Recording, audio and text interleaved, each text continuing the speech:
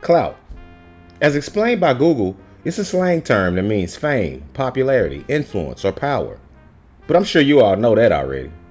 Clout chasing describes someone who is attempting to gain fame or influence, especially in a desperate way. Here in the internet age, there's no shortage of clout chasers. Whether it's the abundance of people doing stupid and dangerous stuff for attention, or voicing idiotic opinions simply for engagement farming, clout chasing in our era has become an all-out epidemic. On a lower level, attention seeking can be okay. I mean, we all do it sometimes, even me with this very channel. Like and subscribe, by the way. But as a wise man once said, too much of a good thing can turn real bad real quick. So is the case with the subject of today's videos. Over the last few weeks, both Kanye West and DJ Akademiks has veered way too far in the bad sector of things. And it got me thinking, at what point does the pursuit of attention not only become bad, but begin to bring diminishing returns? I'm Nate the Great from TakeFlight214.com, and this is the dark side of attention seeking, when clout chasing goes terribly wrong. But before we get started, a quick aside to remind you to not only smash the like button if you enjoy the channel, as we already said, but to stop by our web store where you just might find art pieces that you like. But with all that being out of the way, let's get it. I feel we should start out with Kanye West. Now, full disclosure, I used to be a huge fan of Kanye's work. His albums, clothing designs, sneakers, I was in. I remember we had a Kanye album history poster design on the site that we literally sold tens of thousands of dollars worth of. And I still have Yeezys that I occasionally break out. But over the years, his unhinged attempts to gain attention has increasingly gotten harder and harder to overlook. I see good things about Hitler also. The Jew, I love everyone. Culminating in his epic crash out that he's been in the process of over the last few years. When he was popping off at award shows proclaiming George Bush doesn't care about black people. Crashing Taylor Swift's acceptance speeches to assert that Beyonce had the best album. I thought it was funny. That's Kanye for you, speaking his mind.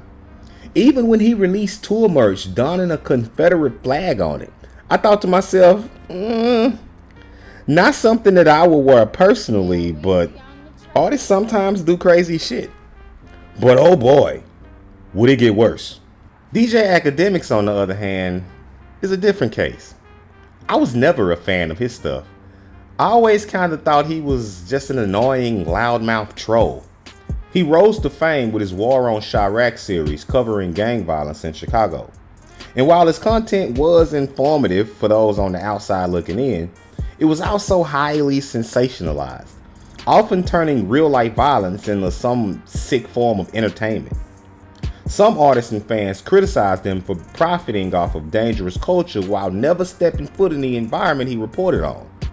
Despite the backlash though, his subscriber count soared, and he became a go-to source for hip-hop news on YouTube.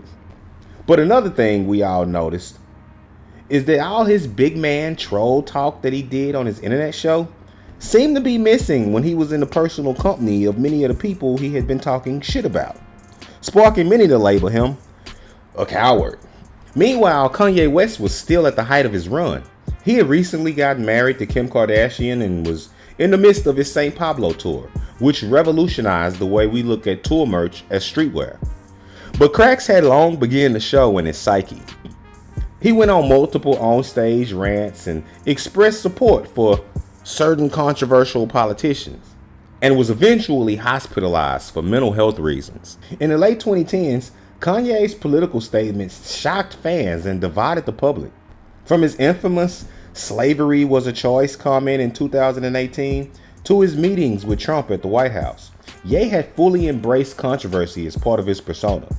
His 2020 bid for the presidency seemed more like spectacle than a serious campaign, marked by erratic speeches and concerning behavior. By now, his public image had begun to shift from musical genius to unpredictable provocateur. As Akademiks' influence grew, so did his list of enemies. In 2020, he found himself at the center of multiple controversies. He was beefing with Meek Mills, Freddie Gibbs, and even Chrissy Teigen, leading to a temporary suspension from Complex and Twitch. One of the biggest blows came from his war with Freddie Gibbs. After Akademiks called Gibbs, quote, irrelevant, the rapper clowned him relentlessly on social media, turning public opinion against him. Even worse, his employer Complex distanced themselves from the drama, and soon after, Everyday Struggle was canceled. In the years following Everyday Struggle, Akademiks remained active on Twitch and YouTube, but the cracks were showing in his facade as well. His content became increasingly aggressive, filled with Henny-fueled rants and ridiculousness. His beef with Freddie Gibbs turned into extremely nasty business when Ak offered Freddie's baby mama, an adult film star, $5,000 for naming rights to her unborn child, which, as you would expect, caused him and Freddie Gibbs to continue to go back and forth in a high school type manner. Offering $10,000 to have the naming rights to Freddie Jr.'s child. Perhaps the biggest sign of DJ Akademiks' fall from grace is how the industry has started to ignore him. While he once had access to exclusive news and artist interviews, many rappers have refused to associate with him. Even his close ally 6ix9ine has saw a decline in relevance, leaving Akademiks without major industry ties that he once had. Not to mention, anyone who ever had a peripheral view of Ak's stuff knows that he's a notorious Drake glazer. I mean, the way he talks about the guy, you would think that Drake was his long-lost best friend or lover or something. But even Drake wanted nothing to do with him. He embarrassingly curbed dude on a live stream that he had, causing Ak to awkwardly try and play it off. Yo, Akademiks dip from my life, man. Real talk, man. I don't really like that, bro. And by 2022, Kanye was in full crash out mode. He had made a series of anti-Semitic remarks leading to swift and decisive backlash. All the brands that he had been working with, Adidas, Balenciaga, and The Gap, one by one severed ties with him, effectively ending his clothing run and costing him billions. Social platforms banned him, his music career took a serious hit. His once loyal fan base and business partners began to distance themselves, marking his sharpest downfall yet. So, did he knock it off? Fuck no, he doubled down, going on every show that would have him, spewing insanity. He even went on Alex Jones' show and managed to make him look sane. He got divorced from Kim, and it seemed that he was in a full-on tailspin by that point. But just when things seemed to be at its worst, he finally went away and shut up. He had found a new wife in Bianca Censori and seemed to be working on regaining his sanity, finally. He even found a workaround for losing all his fashion contacts. He started posting new designs on his Yeezy.com site at the incredibly reasonable price of $20 each.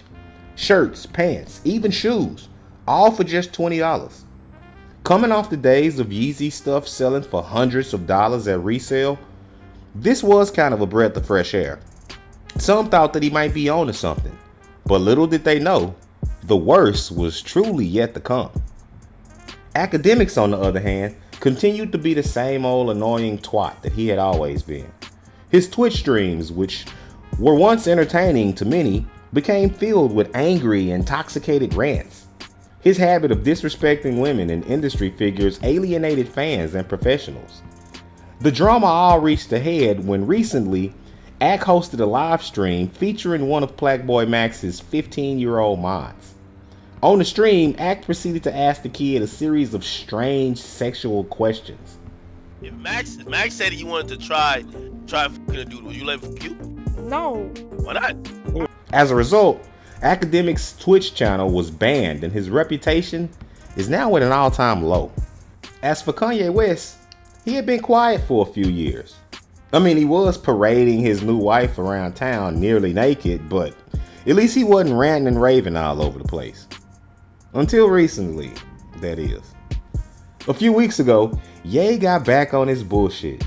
He went back to posting out of nowhere anti-Semitic tweets and praising Hitler. He even posted a swastika t-shirt on his Yeezy.com site, going as far as to buy a Super Bowl ad to promote it. He had removed all of the other items save for the shirt in question, which he called the HH shirt. Use your imagination on that one.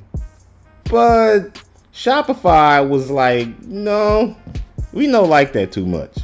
And they nuked his entire site. So now, here he sits, in the same boat that he was in a few years ago. No web store, no products being sold, and by now, even his most resilient fans have begun to get tired of his shtick. So what's the common ground here? Both Akademiks and Kanye West have seemingly ruined their careers, all in the pursuit of clout. For Ak, his entire bit of being an edgelord, feisty internet troll who clammed up quick when confronted in real life. And for Kanye West, he too was an edgelord who saw it as a way of getting attention from the public to promote upcoming projects. But both of them have taken it way too far. As the old saying goes, any publicity is good publicity. Well, that's bullshit. There are some things that you should not want to be connected with. And if you are, it's not a good look. Ak thought that being controversial would keep him popular. And Ye thought that aligning himself with far-right buffoons would... Well, I'm not sure what the hell Ye thought. But at this point, it's backfired in a major way for both of them. So what's the common lesson to be learned here? All attention is in fact not good attention. Both Kanye and Akademiks took clout chasing to the extreme. They thought that being as edgy as possible would never fail them. After all, it had worked for them up until that point, right? But as the man said, too much of anything can be bad. And at the end of the day, seeking to further your name in the pursuit of success is a good thing. But there's good ways and there's bad ways to do so. You always want good publicity because being a dick will cause you to crash and burn 9 times out of 10. But what do you think? Hit us in the comment section and weigh in. And if you made it all the way to the end and you enjoy content like this, don't forget to hit that like button. Liking and sharing these videos is the only way to help our channel continue to grow. We plan on doing 2 videos a week again now. We're going to have the Dark Side series premiering earlier in the week, and then we're still going to do the Rise and Fall series on the weekends. And if you want to be updated whenever each one of these episodes drop, then don't forget to smash that subscribe button and then the notification bell so that you can be reminded when we release each video. But with that being said, I'm Nate the Great from TakeFlight214.com signing out. Until next time, peace.